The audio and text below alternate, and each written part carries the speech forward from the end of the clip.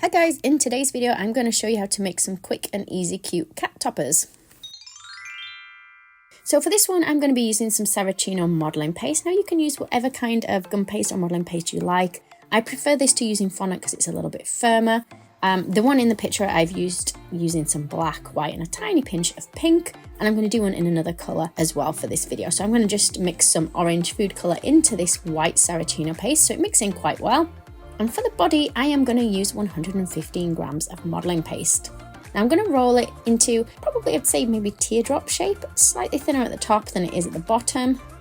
I'm just pressing it down lightly, just smoothing out the lumps and bumps.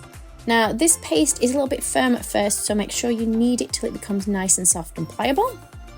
So I'm just using my knife to put in a little V shape near the bottom of the body, and then I'm using the back edge of the knife to put in another little line there and there. This kind of creates the shape for the front legs.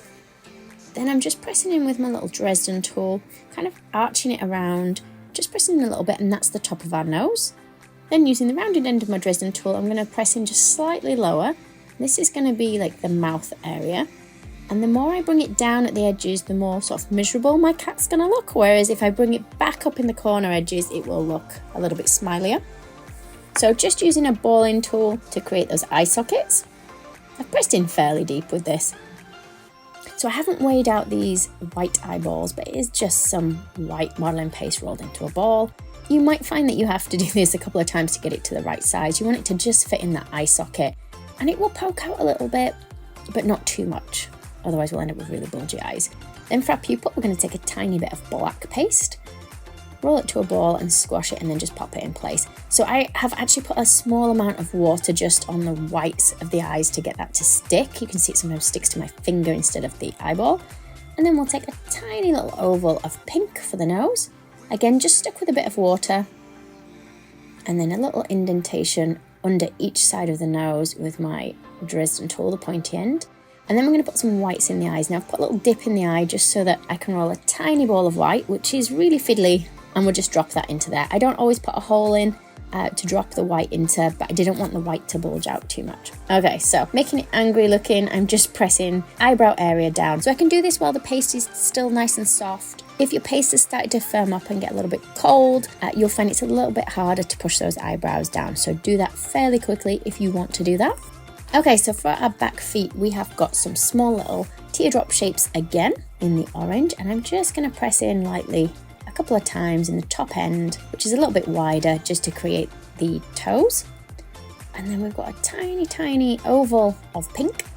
Again, I haven't weighed these ones out, just with them being quite small, and I'm trying to curve that as I stick it on. And then 3 tiny ball shapes, one on the underside of each toe. So for the front feet, taking a small oval, I'm going to put a couple of lines in using this tool here. I actually don't know the name of this tool. I'll put links to it below the video. You don't have to use this tool though. You can use whichever tool you want.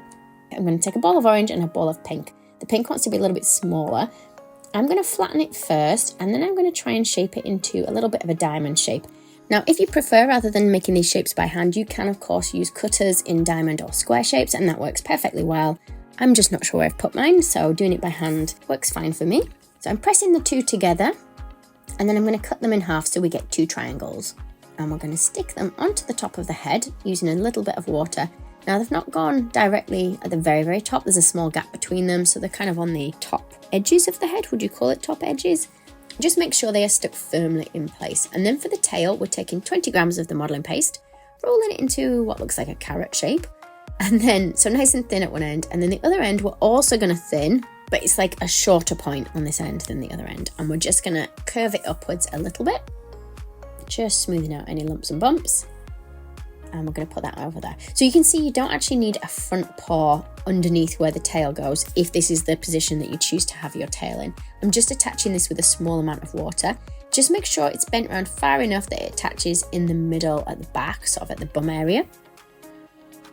And that's my orange one finished. So that's my grumpy cat. And of course you can play around with changing him slightly. So I want to show you, if I make like a white one, we'll try and colour it up to look a bit more like a Ragdoll style. So I haven't put the eyes in yet, and I'm just using some edible powdered dusts. Now I've got a mix of brown and black together on a dry brush, and I'm just brushing this around the eye areas. I'll put links to the brush I use as well. This is a really nice brush there. I've got this one. Put it below the video. So really dark on the nose and a little bit around the eye holes. I'm going to add a bit more dust from the bottom of the feet coming upwards. So getting it much darker at the bottom and then gradually sort of spreading it up the leg with it getting a little bit lighter as we go up there.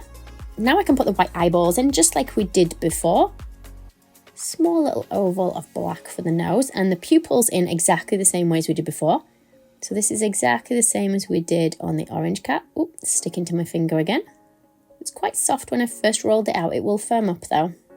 And then I've mixed some black and brown together to make like a really dark brown paste for the feet.